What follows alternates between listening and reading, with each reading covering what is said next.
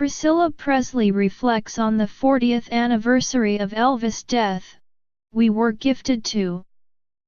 Priscilla Presley is reflecting on the love of her life, the late Elvis Presley, on the 40th anniversary of his death. E.T. talked to Priscilla on Wednesday at the late singer's famous estate Graceland in Memphis, Tennessee, where she spoke candidly about how she got the devastating news of his death, her personal experiences with the icon, and what his legacy is today. Not surprisingly, Priscilla says she's been thinking heavily about Elvis' death in recent days.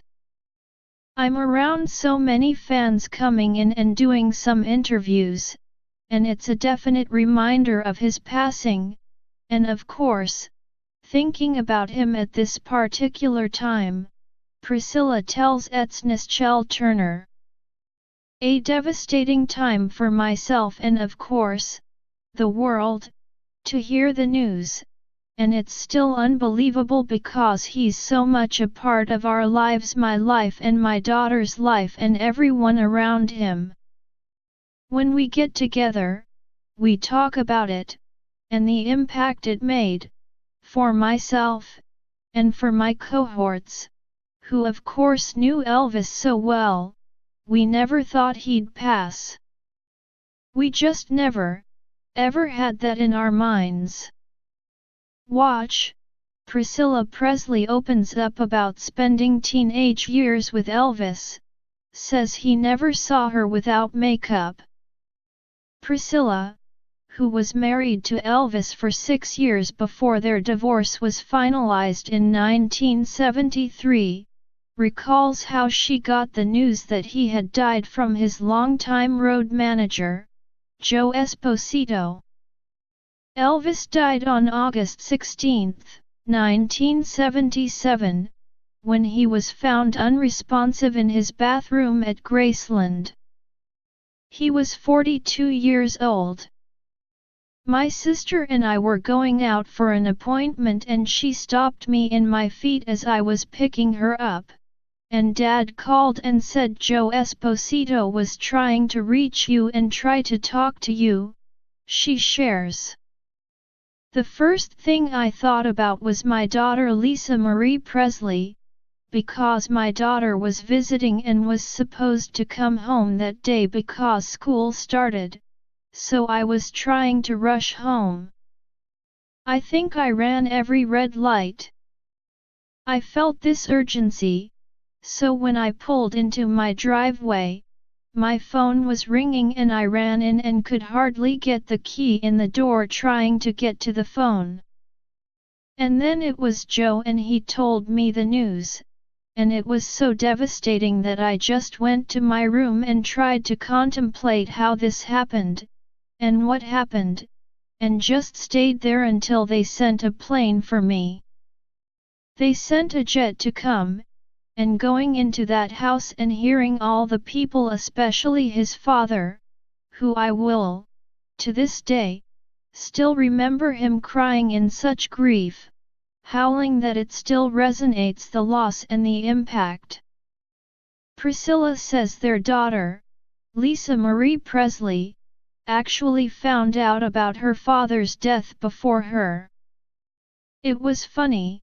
She had little playmates there and she'd gotten on the golf cart and was riding around the property on the golf cart," she recalls. "The impact that had just happened because she was so young. I lost everything," she continues. "You have to remember, he was such an impact in my life, in every way. He was my mentor, he was my confidant. I wrote this in my book. He was everything. In my book I wrote my God, because I lived and breathed him." However, Priscilla says Elvis himself didn't fully understand his incredible impact on fans.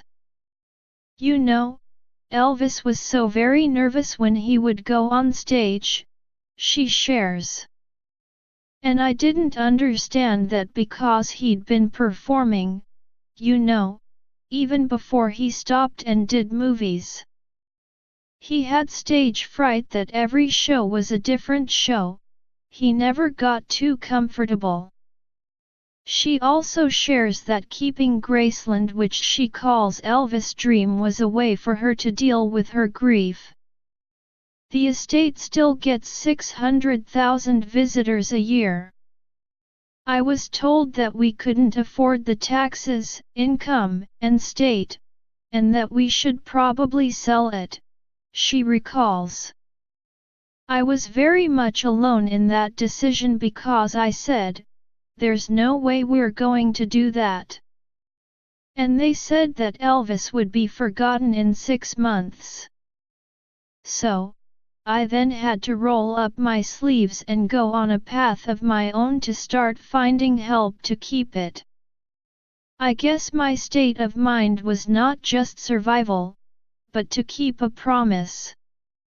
Obviously, Elvis wasn't forgotten, and is still amazingly popular to this day. Ahead of the 40th anniversary of his death, the king of rock and roll racked up more than 2.8 billion combined views across YouTube, beating out more contemporary artists like Kanye West and Whitney Houston. It's so remarkable, Priscilla marvels. Especially since Elvis never felt that. You have to remember that there was no social media, they didn't have the technology back then. He felt that he was popular in the States, and of course in Great Britain and Australia. But for the rest of the world, he never really thought about it. When you think in those terms, here he still is, very humble, and he worried about his popularity and the fact that he still wanted to be an entertainer, but he was getting older. He was thinking about what else he should do when he reached 40. He was just thinking, did I have another purpose? She continues. I think he was probably going to gospel music, to be honest with you. Though Priscilla says she can't imagine how Elvis would deal with social media today, recounting that he wasn't a fan of documenting his own life. He didn't really like pictures taken, because so many people would take pictures of him. It's a bit uncomfortable, she explains.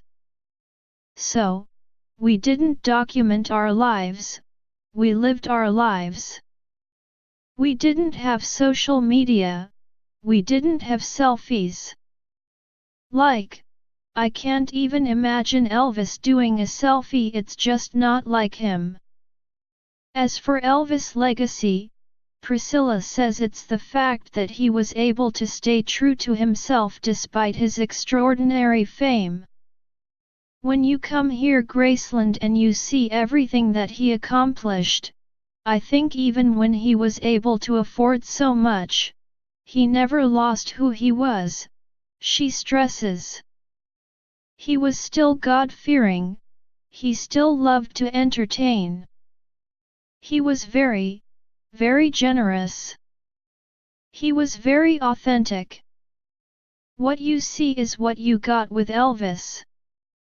He wasn't trying to be anyone else. And he was a very, very special human being, and we were all gifted to have him.